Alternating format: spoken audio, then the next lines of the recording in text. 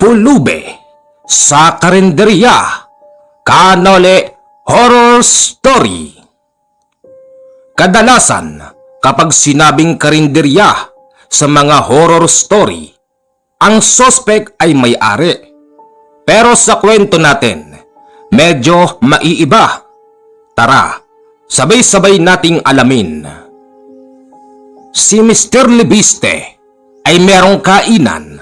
Ito ay nakatayo sa gilid ng kalsada kung saan daanan ng mga biyahero katulad ng mga naglalakihang truck at mga bus. Meron siyang katabing kainan na hindi naman masyadong kalayuan. Araw-araw siyang gumagastos para sa panibagong lutong pagkain dahil inaasahan niyang marami siyang maaakit na customer. Katunayan, ginandahan pa nito ang burner upang makita ng mga dumadaan. Ang nakapagtataka kung bakit napakasarap naman ng luto ng mga tauhan ni Mr. Libiste. Nakakaakit kung titignan, pero yung mga kumakain, puro nasa kabila at hindi nagpupunta sa kanya. Annalyn! Sir? Ano? Wala pa bang benta? Wala pa, sir. Ano ba naman yan? Puro na lang doon. Sir, narinig ko sa isang tao ang sabi, mukha raw kasing mamahali ng pagkain dito kaya doon sila nagtitipid. Ay ganun ba? Mas gusto pala ng mga tao yung mukhang gusgusin na kainan. Parang ganun na nga po, sir. Nahihiya nga po silang magtanong. Ay nako, dapat pala baguhin natin ng style. Parang ganun nga po. Tao po, pwede po bang makahingi ng pagkain? Wika ng isang pulube sa kanila. Sir, may pulube? Anong gagawin ko sa pulube? Palayasin mo. Kuya, punta na po kayo doon. Hingi lang po ako ng pagkain. Konting-konti lang po, gutom na po ako.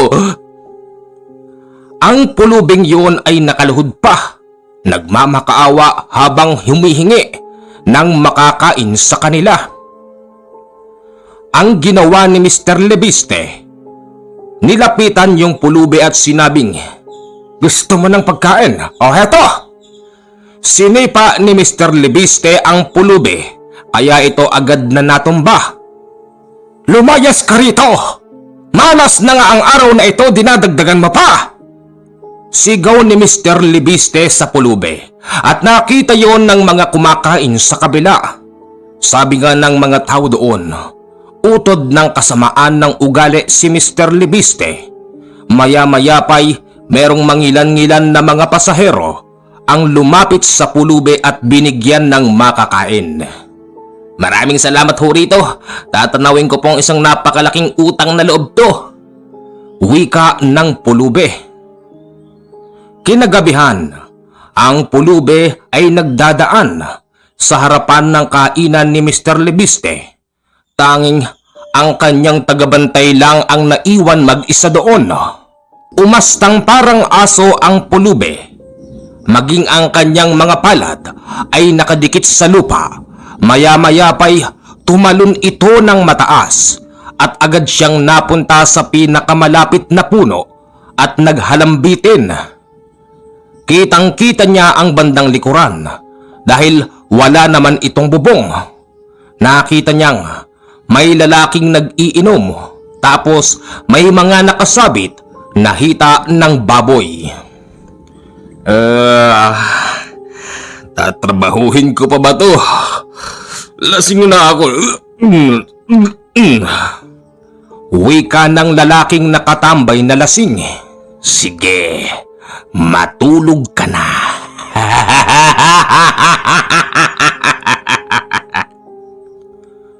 Tawa ng pulube. Maya-maya pa'y yung lalaking tagapagbantay ay biglang nakatulog. At ito naman ang ginawang pagkakataon ng pulube. Bumaba siya ng dahan-dahan sa pwesto noon.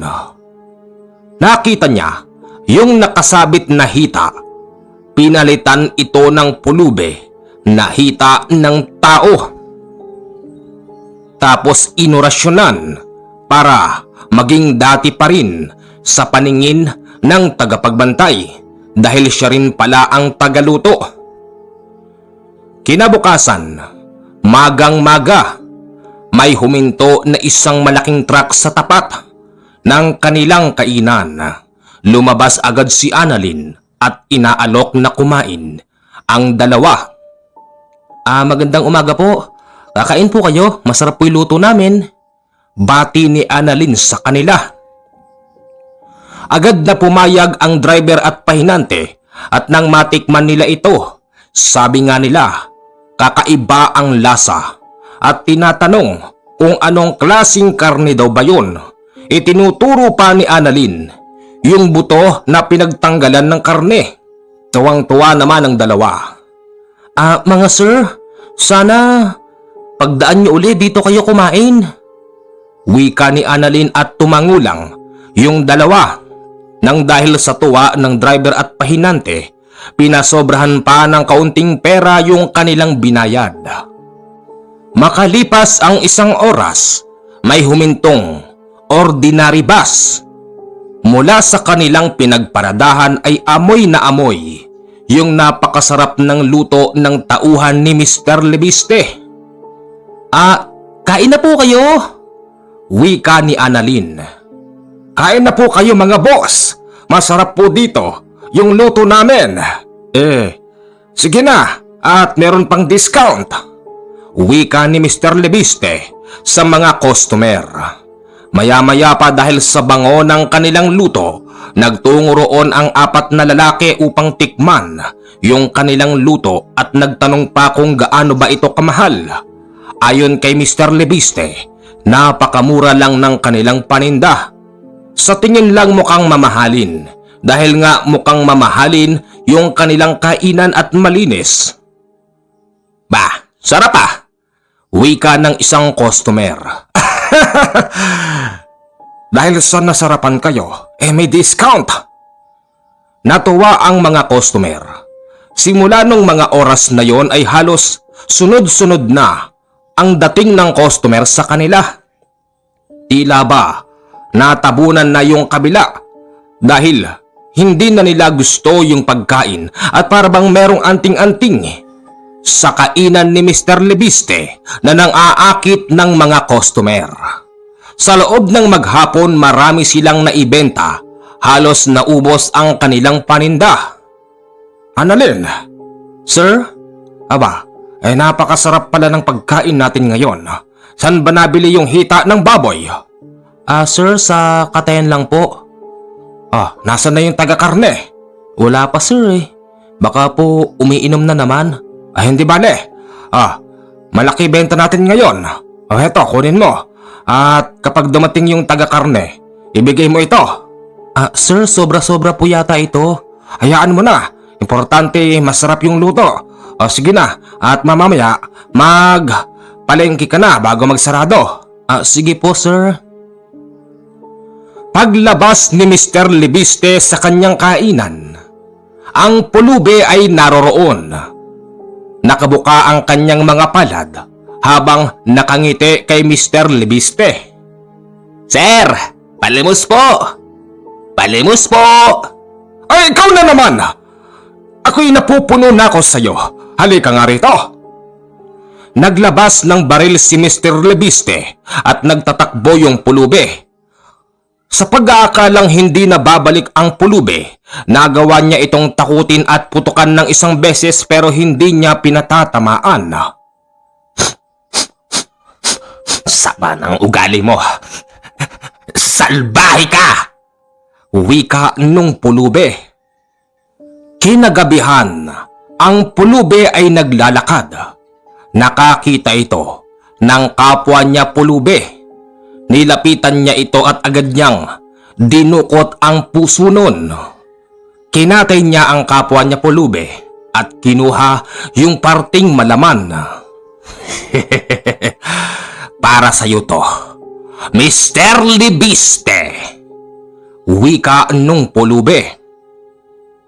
Katulad ng dati, nag-astang aso na naman siya at tumalon sa malaking puno at nakita niyang yung tagaluto ay lungay-ngay na.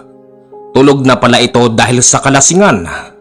Yan, ganyan. Hindi ko na kinakailangan pang magpakawala ng pampatulog. Wika nung pulube. Kinabukasan, eto na naman ang napakasarap na pagkain. Dumaan ang mga truck. Sa kanila kumain yung driver at pahinante. Dumaan ang 2 bus. Sa kanila kumain. Hanggang sa nung hapon na, may dumaan na isang bus na iilan lang ang laman.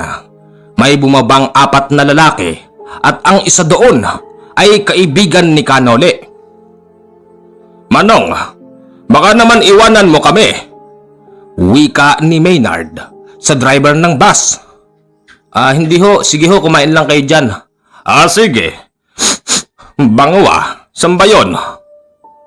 Sir, dito po yun. Diyan pala. Sige, kakain ako dyan. Nang nakaupo na si Maynard, naglabas ito ng kalamansi at sili at nang patakan niya yung masarap na pagkain ay nagulat siya. Ano to? Iha, halika nga dito. Sir, bakit po? Bakit naghahanda kayo ng karne ng tao? Hindi ho. Karne po yan ng baboy. Ayun pa po yung butong pinagtanggalan, no? Nang tignan ni Maynard yung tinuturo ng babae, akala niya'y hita ng baboy. Pero nang lapitan niya, makikita mo yung bukong-buko ng tao na merong dumi-dumi pa. Iha, eto ba'y hinahanda nyo? Opo sir, binibili ko pa po yan sa palengke. Sa karnihan po. Ganun ba? Habang malakas ang boses ni Maynard kanina, napatingin ang mga tao. Pero ganun pa man, sinabihan niya yung mga tao na wag nang kumain dahil kakaiba ang karne na kanilang hinahanda. Nag-alisan na ang mga yon at si Maynard ang nagbayad sa kanila. Iha, isarado mo na to. May oras pa po sir, sayang baka may kumain pa. Sarado mo na to, Iha. Bakit po? Nandyan po si sir. Ano hong meron? Mukhang narinig ko kanina nagwawala kayo rito sir. Ano ho bang problema? Ikaw ba ang may-ari nito? Bakit po? Hoy, dapat sa'yo makulong habang buhay. Bakit ho sir? May kasalanan ba ako? Meron. Naghahanda ka ng karne ng tao. Ano hong ibig niyong sabihin? Hindi ho kami ganyan. Ang hinahanda po namin dito purong baboy, isda at gulay. Ganon. Tignan mo to. Nang ituro ni Maynard sa matanda yung karning hindi niya kinain, kitang-kita niyang ibang-iba ang laman nun kaysa sa mga karne ng baboy at manok. Annalyn, bakit? Ganito to? Hindi ko nga po alam sir. Kung iisa-isahin natin, yung klase ng karne ay maitim na medyo mapula at may amoy. Kabaligtaran sa naaamoy ng ibang mga tao na sobrang bango. Yung amoy nun ay parabang nabubulok na laman ng tao. Ano? Dapat sa'yo makulong. Halika't dadaling kita sa police station. Teka lang sir. Teka lang. Wala ho akong kinalaman dyan. Maya-maya pa ang pulube ay dumaraan at nagwika ito ng, "Penge nga pong pagkain." Annalyn, ibigay mo nga ito sa pulube. Bastos kang talagang matanda ka, no? Ganyan na nga yung pinakakain mo sa mga customer mo. Tapos bibigyan mo pa yung pulube. Halika. Penge nga pong pagkain. Hoy, huwag kang humingi ng pagkain dito. Puro... Natigilan si Maynard dahil nang magkatitigan sila ng pulube, napansin niyang merong kakaiba rito. Binitawan ni Maynard si Mr. Lebiste at sinabing, "Magkakilala ba kayo ng pulube?" Hindi. Bakit? Nako, sir. Binaril ako niyan kahapon. Ganun ba?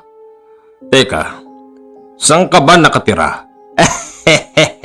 Sir, ako na siguro yung taong may pinakamalaking tirahan. Lahat ng nakikita mo, akin yan. Huwag mo kong pinipilosopo. Sabihin mo sa akin saan ka nakatira. Binitbit ni Maynard ang pulube papalayo sa kainan ni Mr. Libiste at dinala sa medyo may kalayuan. Pulube, sabihin mo sa akin, ikaw ang nagdadala ng karne ng tao sa kainan na yon.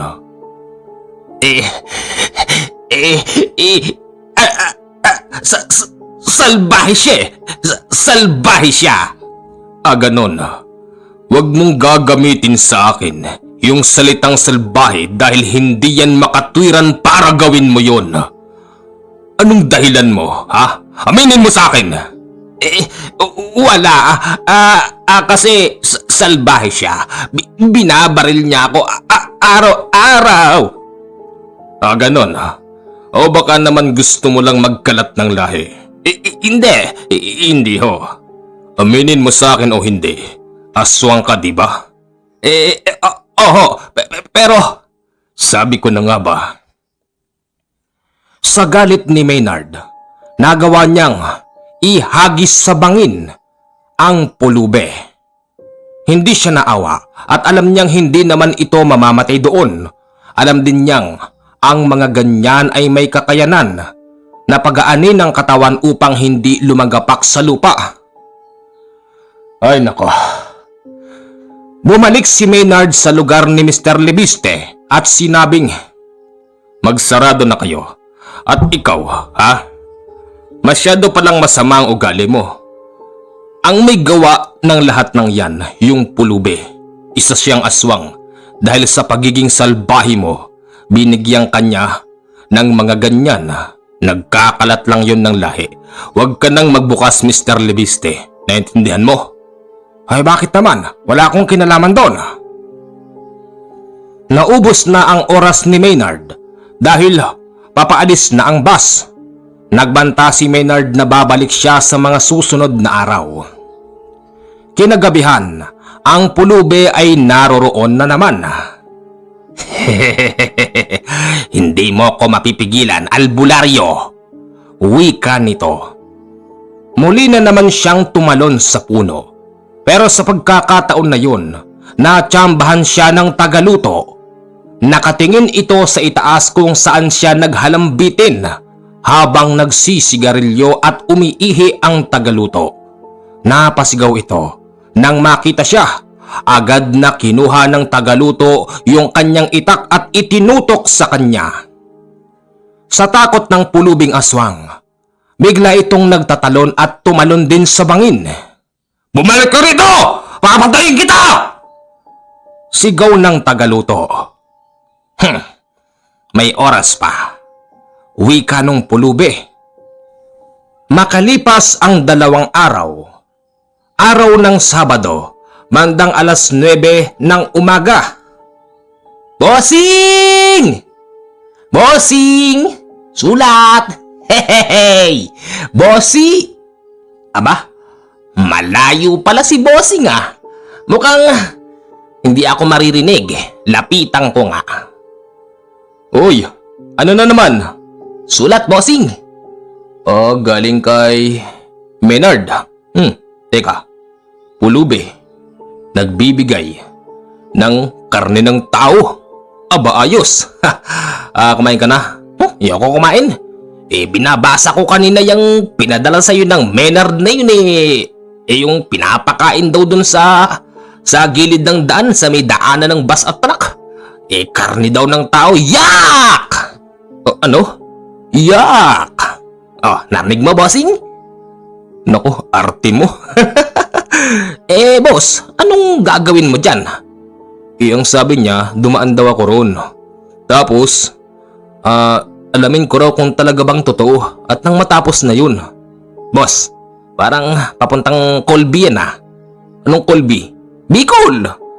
Di, labo mo naman eh. Kain ka muna ron. Yoko, para ako nasusuka pag nababasa ko yan eh. Nagtungo si Canole roon kinabukasan at tamang-tamay, hintuan pala yun ng bus. Nakakita siya ng isang babaeng may itsura at merong isang matandang lalaking nakatayo sa harapan ng kainan. Kapansin-pansin na halos walang kumakain dahil nung gabi ay hindi nakapaglagay ng hita ng tao ang pulube dahil nga'y inaabangan siya ng tagapagluto. Lumapit doon si Canole at tuwang-tuwa naman si Mr. Lebiste at si Annalyn. Sir, kakain po kayo? Wika ni Annalyn sa kanya. Sana kasi ang daming tao dun eh. Parang di ako makasingit. Ano bang specialty natin dyan? Sir, alam nyo ba ang unang kumakain dito sa amin ay merong malaking discount. Talaga? Oo naman. Pasok na sir, pasok. Piliin nyo lang. Alam ni Canole sa kanyang isipan na ito na yung karinderya na sinasabi ni Maynard. Unang tingin niya sa karne, wala namang kakaiba. Ganon din sa manok at isda. Ganon pa man, naglabas pa rin ng kalamansi si Canole at pinatakan. Wala namang nagbago kung ano ang itsura. Ganon pa rin bandang huli habang ito'y kanyang kinakain. Wala naman yung sinasabi ni paring Maynard. Bakit kaya? Sir? Kanin pa? Oo. Sir, libre na po ito. Talaga? Nako, ang bait mo naman pala. Sumisimbolo sa kagandahan mo. Ano nga ang pangalan mo? Annalyn po. Annalyn. Okay, salamat Makalipas ang 3 oras na biyahe, narating na ni Canole ang bahay ni Maynard. Oy pare, kamusta? Eto, ayos lang. Pare, napahinto ba yung bus doon sa sinasabi ko? Oo pare. Wala namang kakaiba. Imposible. Pare, hindi ako maaaring magkamali. Walang anumang inorasyonan ng aswang na nakakaligtas sa kalamansi at sili at asin. Pero pare, unang tingin ko pa lang mukhang ayos naman. Siyempre para makasigurado, nagpatak ako ng kalamansi pero wala namang nagbago pare. Kinain ko pa nga eh. Ganon. Baka natsambahan mo lang pare kasi sinabihan ko sila na wag na silang magsasarado. Wag na pala silang magbubukas. Pero nagbukas pa rin pala. Pare, gaano ba ito kaimportante? Pare, kailangan kita. Medyo malayo-layo dito yun pero hanapin ko nga yung karag-karag kong motor dito. Sumakay si Canole doon tapos si Maynard. Makalipas ang 5 oras na biyahe ay narating na nila yung kainan. Paghinto nila sa kabila, napansin nilang merong nagsisisigaw sa loob. Ano kaya yun pare? Ewan. Pero mukha namang lasing eh. Tignan mo yung sigaw. Pakinggan mo pare. Ang sigaw ay para bang nagwawala na merong kaaway. Topo! May tao dyan! Wika ni Canole sa labas. Maya-maya pa'y may lumabas na lalaki at nagwika ng, nakita nyo ba yung pulube? Pulube? Wala naman ho sir. Sagot ni Maynard. Teka sir, bakit aanhin nyo yung pulube? Yung pulubeng yon ang dahilan kung bakit nagiging karne ng tao yung naihahanda namin dito at sinasamantala niya ang pagkakataon habang natutulog ako ng lasing. Pinapalitan niya ng karne ng tao yung nakasabit na lulutuin ko. Kung ganon, dapat pala yung pulubing yan ay hanapin natin pare. Saan natin matatagpuan yun? Palagay ko'y pagala-gala lang dito yun. Sabi nga niya sa akin, lahat daw ng nakikita ko ay bahay niya. Edi, tama nga. Pagala-gala lang dito ang pulubing yun. Kaninang hapon, ang pulubing yun ay nakita kong palakad-lakad dyan. Hindi ko lang magalaw-galaw dahil maraming tao. Habang sila'y nag-uusap, si Mr. Lebiste ay dumating. "Sino bang mga tao dyan sa loob?" wika nito sa labas. Lumabas si Canole at si Menard, tapos ang kanyang tagapagluto. "Anak ng asong walang bayag! Sino tong mga to? Magnanakaw kayo, no? At ikaw, sabi ko na nga ba, niloloko mo ako?" "Boss, hindi ko ho kayo niloloko. At bakit hindi? Anong karapatan mong magpapasok ng tao ng ganitong oras?" Nang dahil sa sinasabi ni Mr. Lebiste, hindi na nakapagpigil si Menard. Sinakal niya ang matanda at isinandal sa lamesa. "Ikaw matanda ka, hindi mo ba ako natatandaan ha? Ako si Menard yung nagsasabing, yung hinahanda nyo ay purong karne ng tao. Halika nga rito, buwisit kang matanda ka." Hinagis ni Menard sa labas si Mr. Lebiste. Tapos, yung kanyang mga tagaluto ay lumabas din at pinipigil si Menard. Maya-maya pa, Pahingi nga pong pagkain! pagtingin ni Canole sa nagsasalita sa bandang madilim, kitang-kita niyang may bitbit ito ng hita ng tao. Gustong magsalita ni Canole ng masama, pero pinipigil niya ang kanyang sarili. Agad niyang tinakbo yung pulube, pero nagtatakbo din yon at tumalon sa bangin. Napahinto si Canole dahil hindi siya pwedeng tumalon doon. Baka mamaya mapano pa siya. Menard, tigilan mo na yan."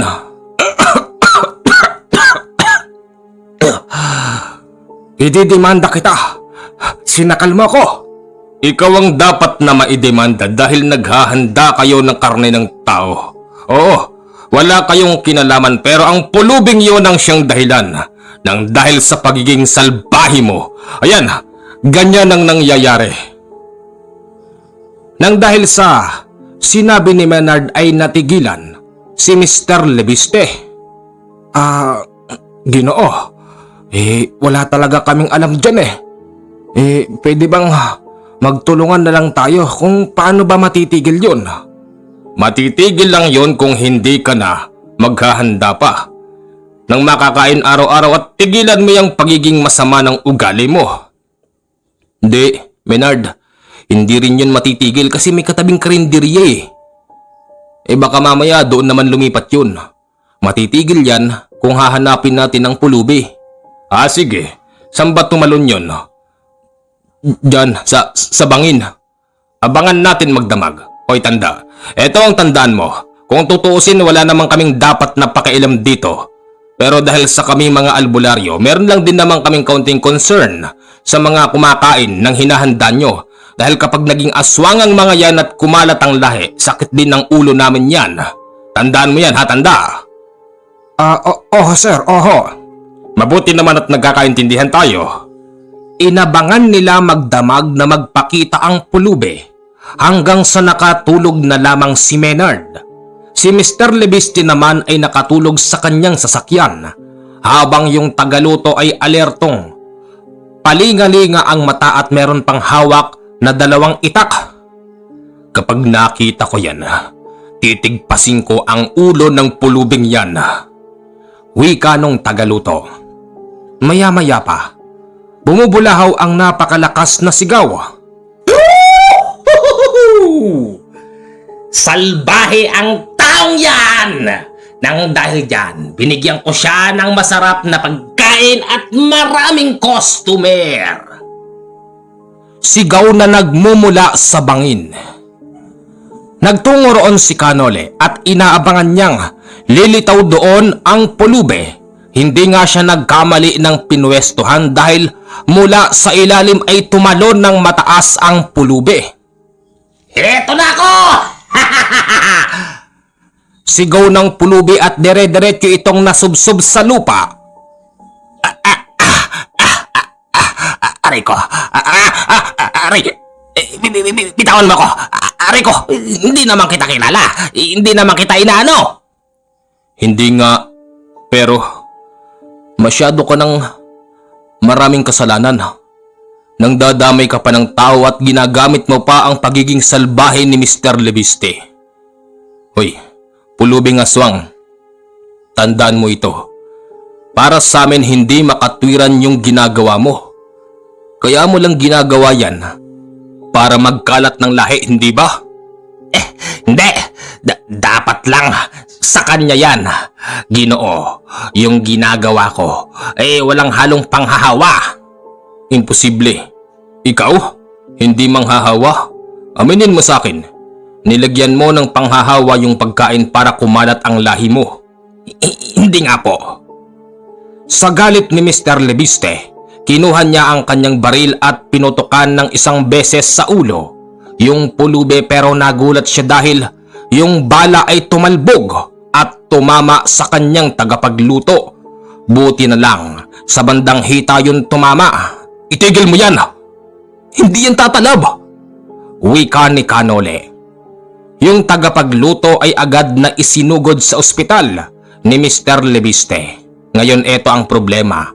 Lumalabas na binaril ni Mr. Lebiste ang kanyang tauhan nang dahil doon nasampahan pa siya ng kaso dahil ang kanyang baril ay hindi lisensyado.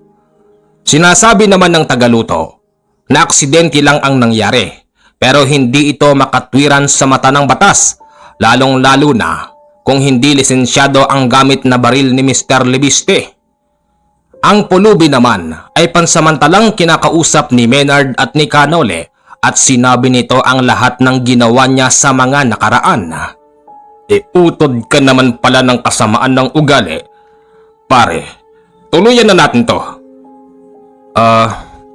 Pulubi, gaano kasigurado yung sinasabi mong walang panghahawa yun?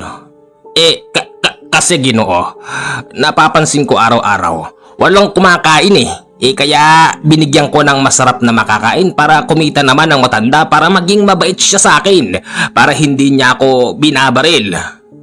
Ganon. Ang ganda sana ng katwiran mo Pero wala kaming tiwala sa mga katulad nyo. Siguro pare dapat to baldaduhin para hindi na maulit. Oo, tama. Babaldaduhin kita ngayon. Ginawa ni Maynard, pumulot ng matigas na bagay at walang tigil na pinaghahampas ang lulod ng pulubing aswang. Baldado ang aswang. Pagkatapos ng pangyayaring yon, natigilan na si Maynard. Hinagis pa ni Maynard yung pulube doon sa mismong bangin. Alam niyang hindi ito mamamatay doon. Tama lang yung ginawa ko pare, dahil dyan siya nakatira. Kung tutusin, baka may mga kamag-anak dyan yan Mas pinipili niya lang na umakyat dito para manghawa. Pare, medyo malayo ako Ikaw ang makakasubaybay. Sa palagay mo yung makakakain magiging aswang? Hindi ko rin malaman. Pare, ganito na lang. Kung sino pa ang mga nakakain doon, susubaybayan ko at kapag nakita ko na merong pagbabago sa kanilang buhay, susulatan kita agad pare. Para tanggalin natin yan. Pare, pwede mo ba akong bigyan ng halamang Javier? Ikukonsulta ko muna pare kay isang kay Lihim, kung pwede. Sana pare pwede, para kahit ako na lang ang gumalaw, mapakain ko ng katas ng halamang Javier yung mga biktima nila. Di sige pare. Paano? Mag-aabang ako ng bus papauwi. Kasi marami din akong ginagawa Sige pare.